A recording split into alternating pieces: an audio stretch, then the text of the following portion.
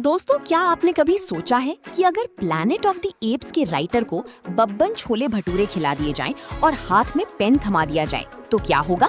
जवाब है अल्फा।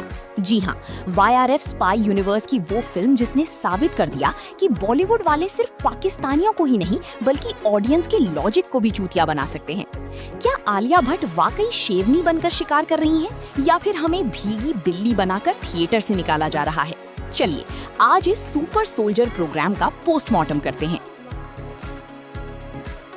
तो भाई लोग, फिल्म का नाम है alpha, genre spy action thriller या कहें तो फैंटेसी। डायरेक्टर हैं शिव रवेल, जिन्होंने द रेलवेमैन जैसी शानदार सीरीज दी थी, पर यहाँ उन्हें शुतुरमुर्ग का अंडा पकड़ा दिया गया है। कहानी के पीछे मास्टरमाइंड है हमारे अपने उदय चोपड़ा उर्फ अली भाई। फिल्म में आलिया भट्ट, शर्वरी, बॉबी देओल और अनिल कपूर जैसे बड़े नाम हैं। रन टाइम लगभग 2.5 घंटा है, जो आपको 5 घंटे जैसा महसूस करा सकता है।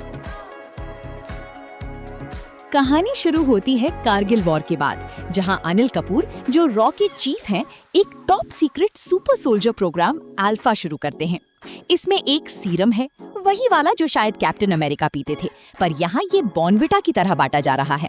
आलिया भट्ट, सीता, एक ऐसी ही लैब रैट है जिसे बचपन से गोडाउन में पाला गया है, और बॉबी देओल, फतेह, उसे ट्रेन करते हैं।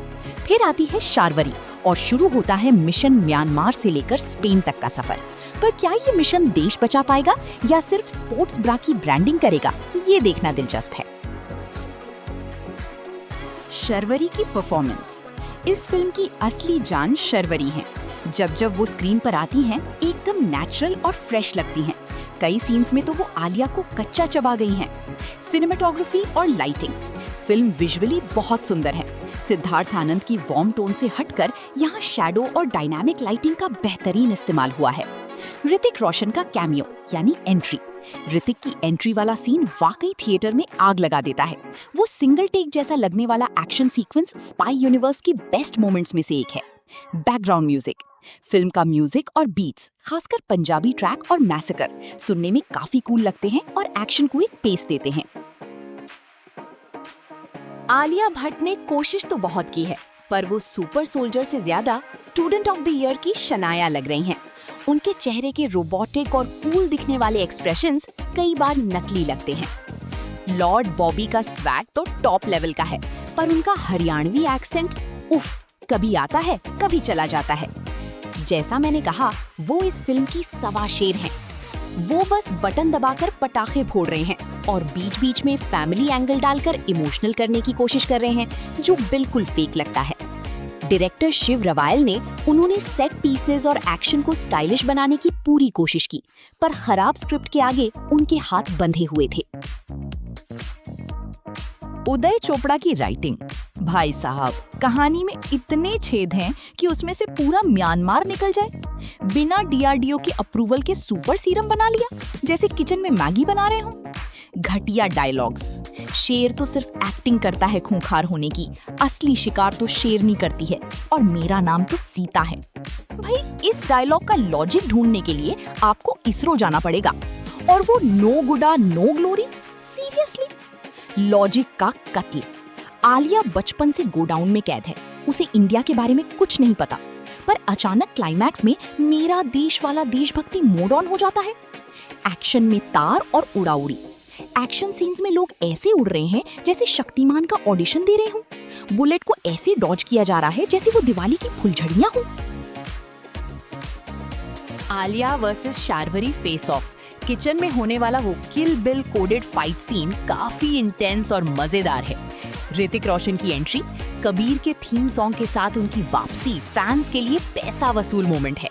स्पेन वाला गाना हालांकि कहानी के लिए गैर जरूरी है, पर शर्वरी का स्केटबोर्डिंग और डांस स्क्रीन पर रंग भर देता है। टेक्निकल तौर पर फिल्म काफी स्टाइलिश है। प्रोडक्शन वैल्यू टॉप क्लास है। कपड़े और सेट एकदम चकाचक हैं, पर एडिटिंग में काफी झोल है। एक सीन के बाद अचानक ब्लैकआउट आ जाता है, जैसे स्क्रीन का रिचार्ज खत्म हो गया हो। 2026 की फिल्म में 1990 के CRT मॉनिटर्स इस्तेमाल हो रहे हैं। इसे रेट्रो फ्यूचरिज्म कहें या कंटिन्यूटी एरर।